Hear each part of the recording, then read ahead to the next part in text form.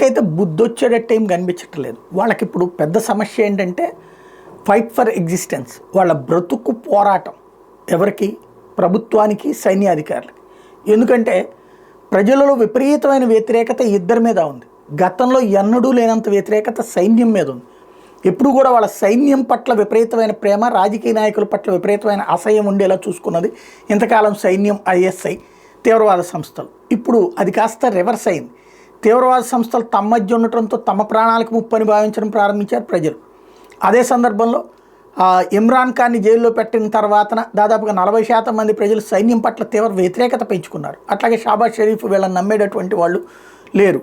ఇలాంటి సిచ్యుయేషన్లో పాకిస్తాన్ సైన్యం ఇంకో పక్కన అటు బెలూచ్తో జరుగుతున్న గొడవలు, సింధులో జరుగుతున్న గొడవలు, ఖైబర్ పఖ్తూన్ఖవాలో జరుగుతున్న గొడవలతో కుదేలైపోయి దాన్ని కవర్ చేసుకోవడం కోసమే, పబ్లిక్లో జాతీయవాదాన్ని రెచ్చగొట్టడం కోసమనినే ఈ ప్రయత్నం చేసింది. భారత్ని రెచ్చగొట్టేటటువంటి ప్రయత్నం.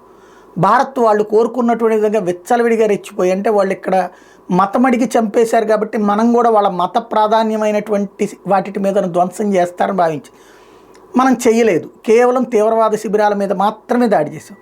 అందుకని వాడు మళ్ళీ మనల్ని రెచ్చగొట్టడం కోసం మన కాశ్మీర్లో ఉన్నటువంటి గురుద్వారాలు వీటి మీద టార్గెట్ చేశారు. అప్పుడైనా మన దగ్గర ఉన్నటువంటి సైన్యంలో కాస్త ఆ మతస్థులు పాకిస్తాన్లో ఉన్న మసీదుల్ని దెబ్బ కొడతారు అన్నటువంటిది ప్రయత్నించారు. ఈవెన్ అక్కడ ప్రచారం కూడా చేశారు, మసీదుల్ని టార్గెట్ చేశారు. కానీ అలాగేమీ చేయలేదు భారతదేశం.